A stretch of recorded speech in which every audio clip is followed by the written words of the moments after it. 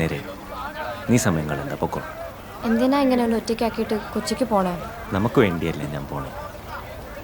അവിടെ ചെന്ന് ഏതെങ്കിലും ജൂതപ്പെണ്ണെ കണ്ട എന്നെ മറക്കും എസ്ര. നീ പോ പെണ്ണെ, ഞാൻ ആദ്യമായിട്ടാണ് കൊച്ചിക്ക് പോണേ. ബാബയുടെ കൂടെ കുറച്ചു കാലം നിന്ന് പണം ഉണ്ടാക്കണം, എന്നിട്ട് നമ്മുടെ കല്യാണം. ഇത്തവണ കൊച്ചിയിൽ നിന്ന് മടങ്ങി വരുമ്പോൾ നിനക്ക് വേണ്ടി ഒരു സമ്മാനം കൊണ്ടുവരുന്നുണ്ട്. ഇനി ആരെയും കാണുന്നതിന് മുമ്പ് നീ പൊക്കോ.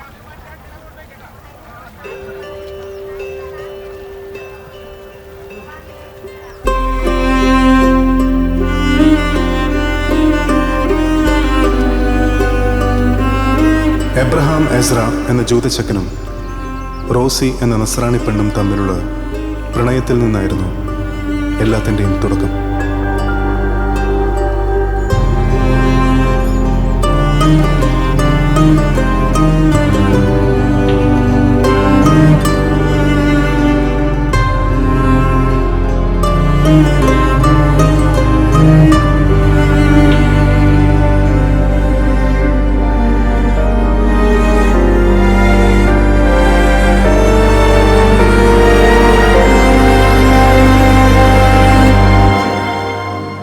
കേരളത്തിലേക്ക് കുടിയേറിയ ജൂതന്മാരിലെ പിന്തലമുറയിൽപ്പെട്ട ജൂതമാപ്പിള എന്ന വിളിപ്പേരുള്ള യാക്കൂബ് എസ്ര പല വിദേശ കച്ചവടക്കാരുമായി ബന്ധം സ്ഥാപിച്ച് കൊച്ചിയിലെ തന്റെ വാണിജ്യ സാമ്രാജ്യം വിപുലീകരിച്ചുകൊണ്ടിരുന്ന കാലം.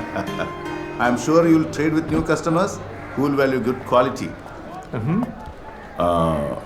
കറുവാത്തൈലം കിട്ടിയിരുന്നോ എസ്ര? കിട്ടി ബാബ. That depends on the Oh, price. please freeze it. We will work it out. Thank you. Don't worry. Sure. Ezra, നീ ശനിയാഴ്ച വരെ ഇവിടെ നിൽക്കുക. നമുക്കൊന്നിച്ച് മോട്ടോർ കാറിൽ പോവാം. ശരി ബാബ. വ്യാപാരി എന്നതിലുപരി കബല്ല എന്ന ജൂത ആഭിചാര താന്ത്രിക വിദ്യയിൽ അഗ്രഗണ്യനായിരുന്ന ജൂതമാപ്പിള തൻ്റെ വിജയത്തിന് പിന്നിലെ പ്രധാന കാരണം ഇതാണെന്ന് അടിയുറച്ച് വിശ്വസിച്ചു.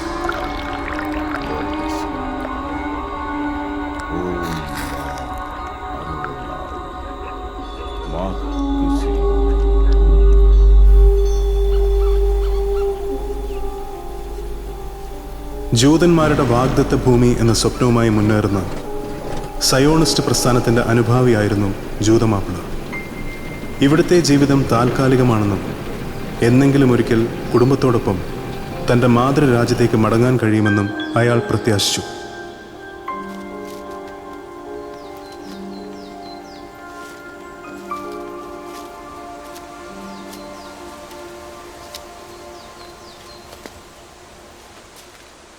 എന്താ ഇത്ര വൈകിയേ? ആരും കാണാതെ ഇവിടെ എത്തണ്ടേ? എന്താ പുതിയില്? ഞാൻ പറഞ്ഞില്ലേ സമ്മാനം കൊണ്ടുവരുന്നു, തുറന്നു നോക്ക്.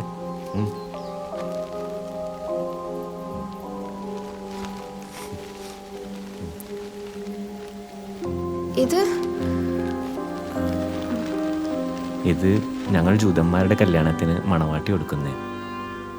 നോക്ക്, റോസിക്ക് കൊടുക്കാനുള്ളേ നമ്മുടെ കല്യാണത്തിന്. നല്ല ഭംഗിയുണ്ടല്ലേ?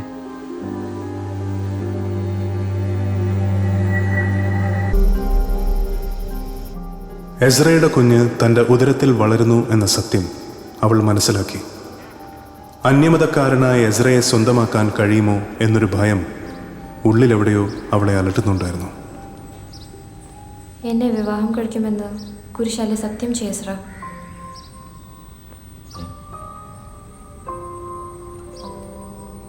പൊന്നിൻ കുരിശാണ് സത്യം, നിന്നെ ഞാൻ വിവാഹം ചെയ്തിരിക്കും.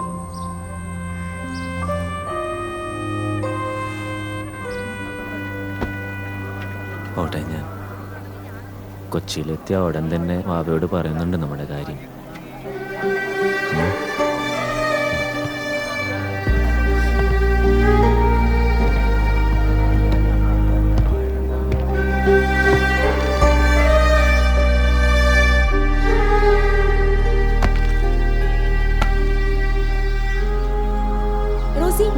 നീ എവിടെയായിരുന്നു ഇത്ര നേരം?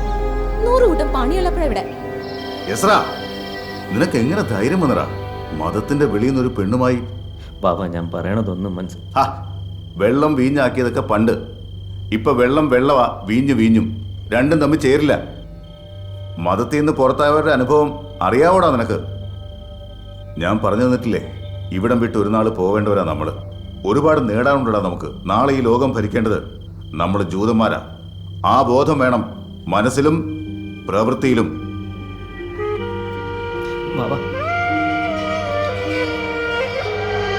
സത്യം പറയടി, ആരാണെന്ന്? കുടുംബത്തിന്റെ മാനം കളയാൻ. ഇനിയെങ്കിലും ഒന്ന് പറ മോളെ, ആരാണെന്ന് പറ. നീ പറയില്ലല്ലേ? ഇങ്ങോട്ട് വാടി, വരാൻ. വാ ഇങ്ങോട്ട്. അവിടെ കിടക്കുന്നു പച്ച വെള്ളം തരില്ലേ? എത്ര നിർബന്ധിച്ചിട്ടും അവൾ എസ്രയുടെ പേര് പറഞ്ഞില്ല. ആഴ്ചകളും മാസങ്ങളും കടന്നുപോയി.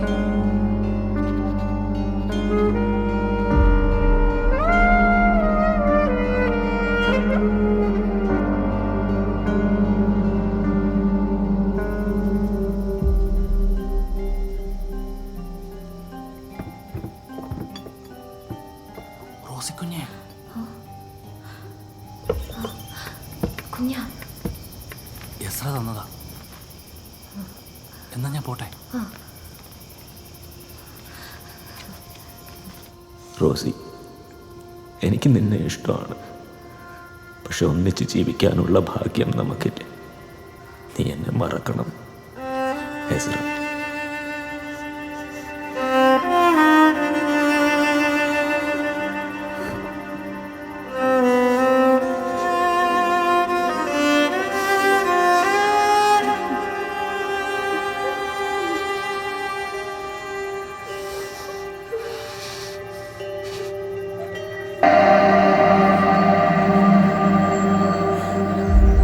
റോസിയുടെ ആത്മഹത്യയ്ക്ക് പിന്നിലെ യഥാർത്ഥ കാരണം എന്താണെന്ന് നാടറിഞ്ഞു. മുറിയിൽ നിന്ന് കണ്ടെടുത്ത കത്തും കുഞ്ഞിൻ്റെ മൊഴിയും എസ്രയിലേക്ക് വിരൽ ചൂണ്ടി. ജൂതമാപ്പിള എസ്രയെ കൂടാതെ ആഴ്ചയിലൊരിക്കൽ നാട്ടിലെത്തി കുടുംബത്തെ കണ്ടു മടങ്ങി. രോഗിയായ അമ്മയെ കാണാൻ എന്നെങ്കിലും ഒരിക്കൽ എസ്ര വരാതിരിക്കില്ല എന്ന പ്രതീക്ഷയോടെ നാട്ടുകാർ കാത്തിരിക്കുന്നുണ്ടായിരുന്നു.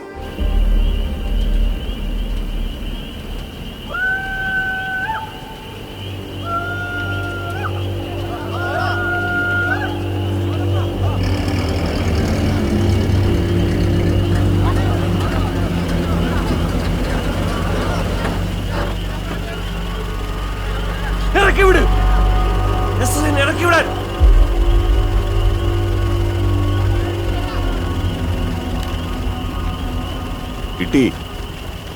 കുട്ടികളൊരു തെറ്റ് ചെയ്തു, അതിനുള്ള ശിക്ഷ അവർക്ക് കിട്ടി. കാര്യങ്ങൾ സംസാരിക്കാൻ വേണേ നമുക്കൊന്നിരിക്കാം. എനിക്ക് എസ്രയോടൊന്ന് സംസാരിക്കണം.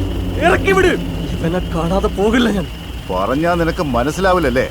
ഇവന്മാരുടെ ബലത്തിലാ നീ ഇങ്ങനെ നിൽക്കുന്നതെന്ന് എനിക്കറിയാം. എന്നെ നിനക്ക് നന്നായി അറിയാലോ.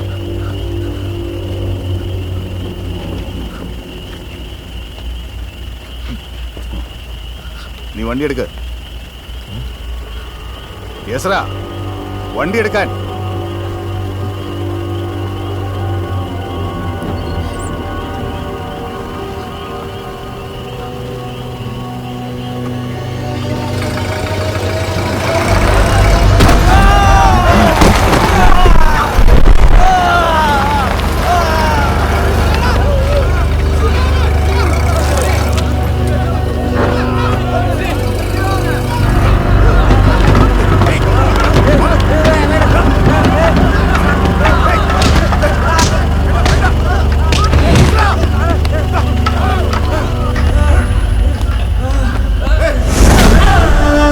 പിന്നെ അവിടെ നടന്നത് ജനക്കൂട്ടത്തിൻ്റെ വിധി നിർണയമായിരുന്നു. കണ്ണുകൾ വെച്ച് സ്വന്തം മകൻ എഞ്ചിൻചായി ആക്രമിക്കപ്പെടുന്നത് ജൂതമാപ്പിളയ്ക്ക് കണ്ടു നിൽക്കേണ്ടി വന്നു.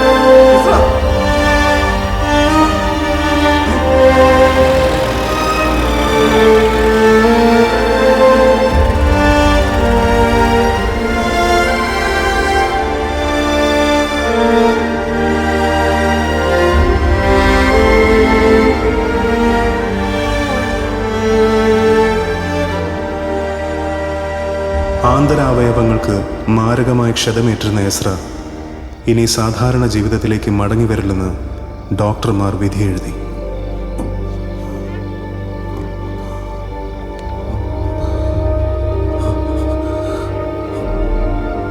എസ്രയുടെ ആത്മാവ് ശരീരം വിട്ടു പോകുമെന്ന് മനസ്സിലാക്കിയ ജൂതമാപ്പിള ആഭിചാരക്രിയകളിലേക്ക് തിരിഞ്ഞു.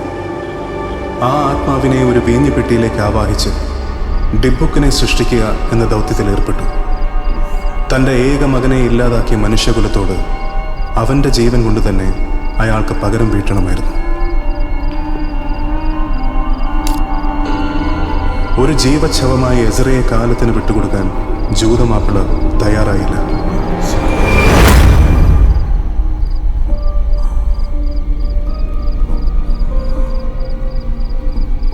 എസ്രയുടെ ആത്മാവിനെ ഒരു വീഞ്ഞുപെട്ടിയിൽ ആവാഹിച്ച് ഡിബുക്കിനെ സൃഷ്ടിക്കുക എന്ന ആഭിചാര ക്രിയയിലേക്ക് ജൂതമാപ്പിള തിരിഞ്ഞു.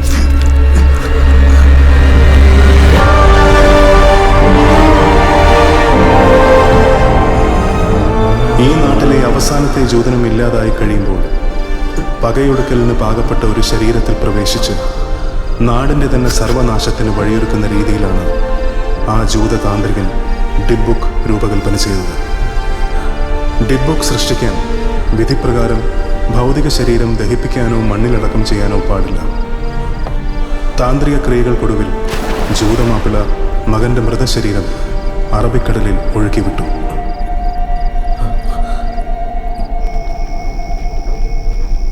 സെമിത്തേരിയിലെ മണ്ണിൽ അടക്കം ചെയ്യപ്പെട്ടത് എസ്രയുടെ മൃതശരീരം അല്ലെന്നും അത് വെറും ഒരു മരപ്രതിമ ആയിരുന്നുവെന്നും ആരും അറിഞ്ഞില്ല.